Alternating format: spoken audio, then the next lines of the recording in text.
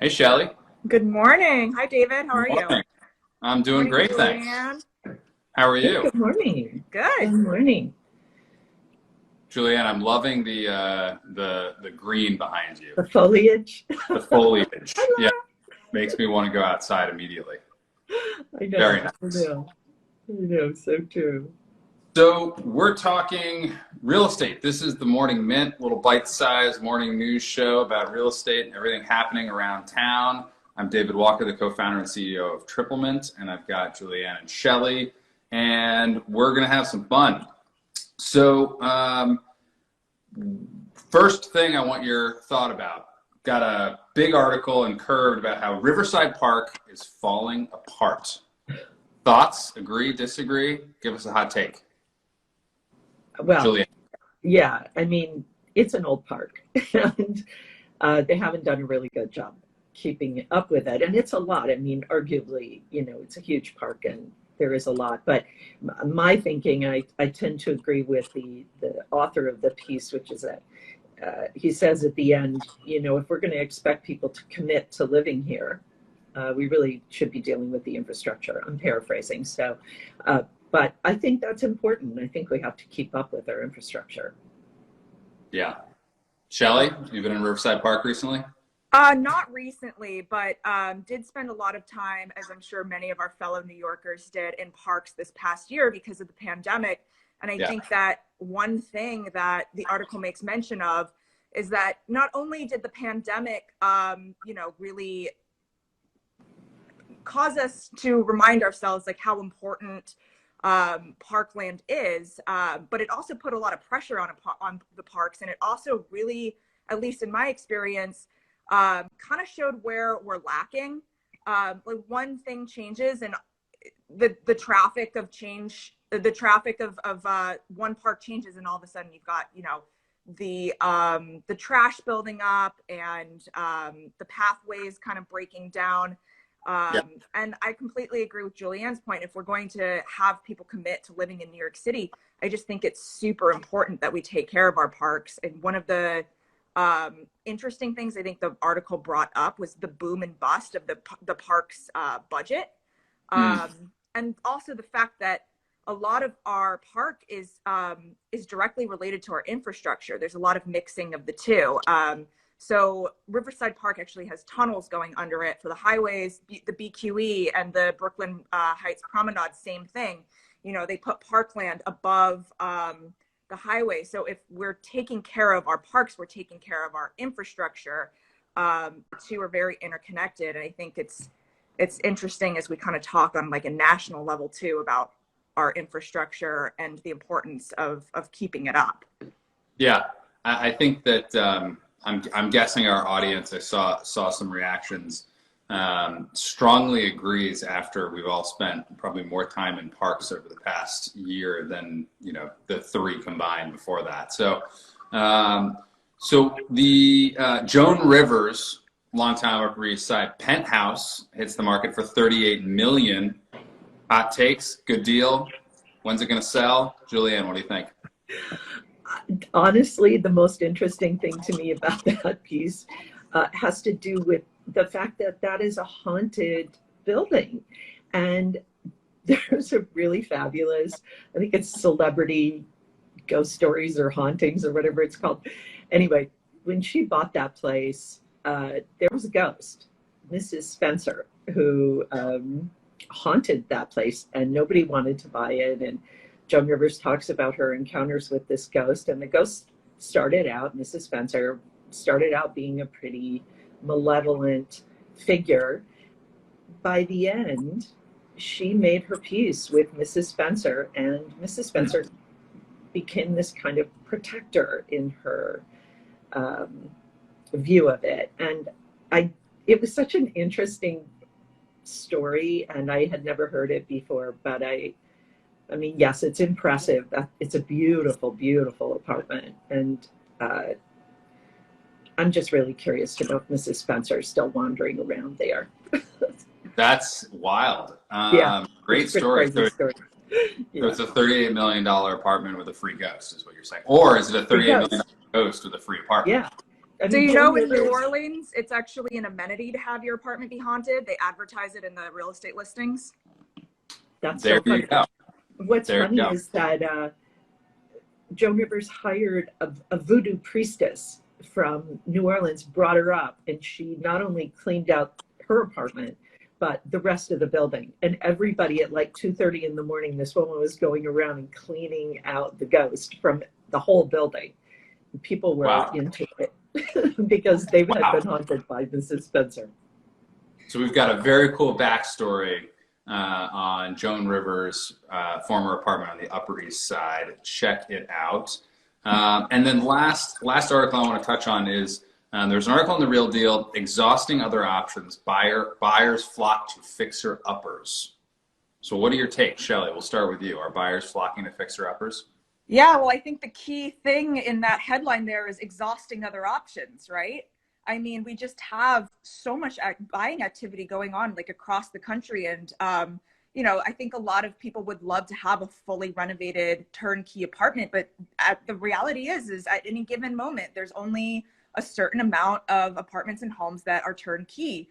So if you really want to move, which a lot of people do right now, I think, you know, they are flocking to these fixer-uppers because it's probably better to, if you're not going to find that perfect turnkey apartment, at least kind of be able to add some value and customize versus kind of settle for something somewhere in the middle, which, you know, you're paying a little bit more for something a little bit more redone, but it's not really your style. I think a lot of people have also had an entire year and a half to sit at home and really think about what their dream home really, really looks like because they've been stuck at home for so long. So I think I see this article as, you know, it's not surprising to me because when you have this much activity in general, of course, there's going to be people flocking to apartments on all fronts, whether it be turnkey or fixer-upper. Julianne, anything you want to add? Anything to, if you're a buyer and you're watching this and you're thinking, wait, that's me. How would you be approaching the market if you're thinking about a fixer-upper? I mean, I think the main thing to think about is time and money. Do you have the time and do you have the money? Because projects can go on for a while and you have to have some place to live. So if you can't live in the place that you're fixing, it's a particular kind of puzzle that when my clients want to take something like that on, we have to really look at all the pieces. But if you think it's going to be a home that you're going to be in for a very long time, why not? Try to make it work. Well, I can attest to what you're saying firsthand as someone who did some work on, my wife and I did some work on our apartment 7 years ago, and we're just starting some more work. And it's a similar size project, and it is exactly double the cost. It's unbelievable, and that's over 7 years. And obviously everyone's reading about lumber shortage and things like that, but construction has gotten much more expensive, outside of the changes in the past 6 months, just over the past couple of years. Yeah. You know, not to be discouraging at all, but you just reminded me of something. One of my clients just closed on a place and has a few things that she wants to do. By no stretch is this in no way is this a full renovation. But because of COVID, there's a big long list. Yep. For work being done Totally. in the building, and she's got to get in line. And that's a different thing than we've had to deal with historically. Yeah, it's hard to even find like contractors because they can kind of take their pick of their projects right now. Maybe they're going for the big ones. It's harder to get someone to take on a smaller project. So I think the demand for the labor and the professionals is, in addition to the materials that you were talking about, David, is really high. We face that challenge as well. Yeah. So let's, I want to hear some stats. So if I am in today's market and I'm thinking about buying or selling, what is one stat that you think I should know about today? Shelly, we'll start with you. Ooh, putting me on the spot, David. Well, we've had,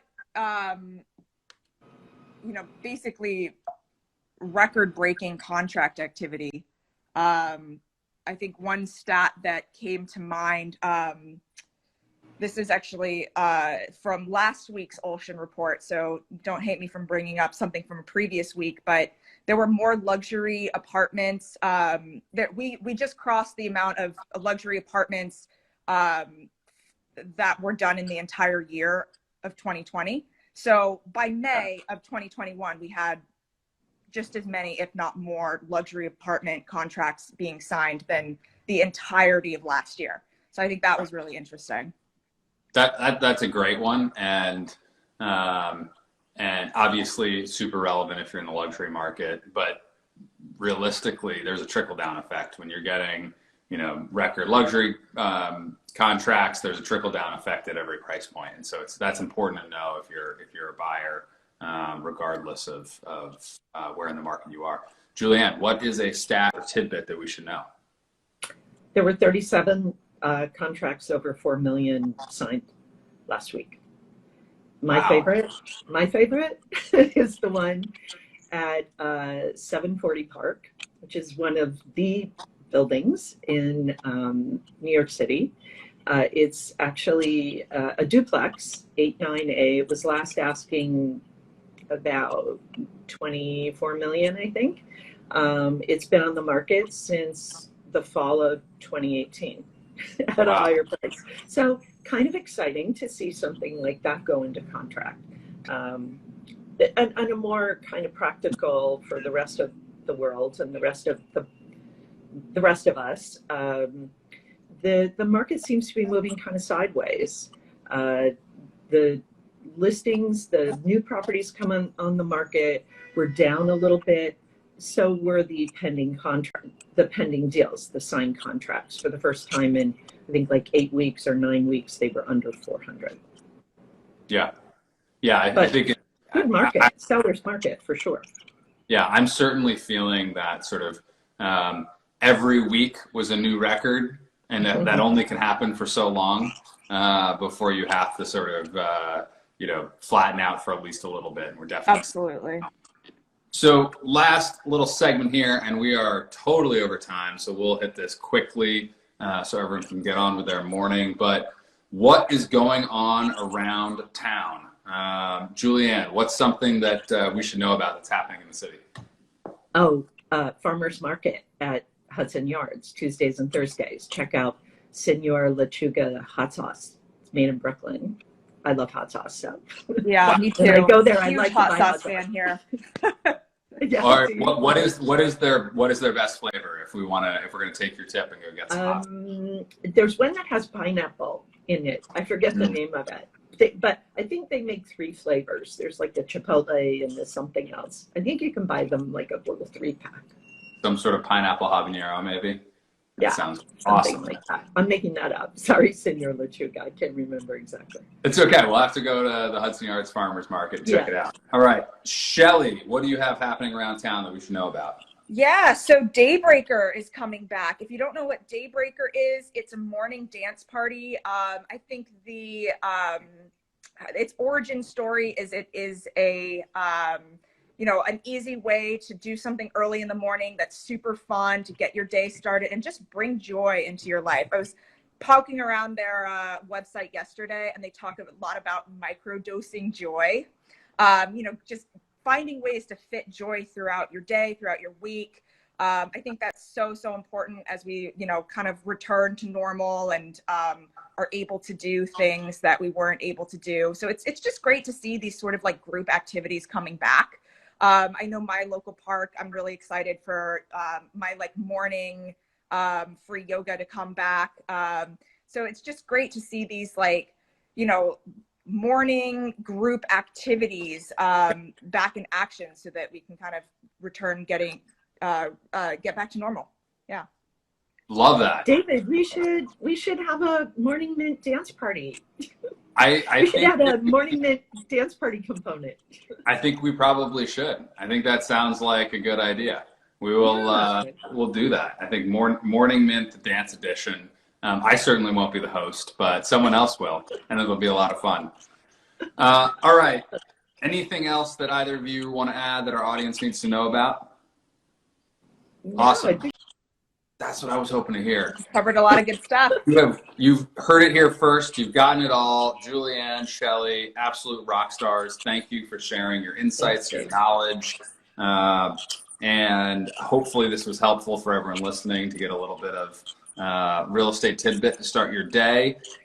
This is the Morning Mint. Have a wonderful Monday. Thanks, Julianne. Thanks, Shelly. Yeah, Bye, thank you. guys. Thanks. Thank Bye, you. Shelly. Bye, David. Thanks, everybody, for watching. Thank you.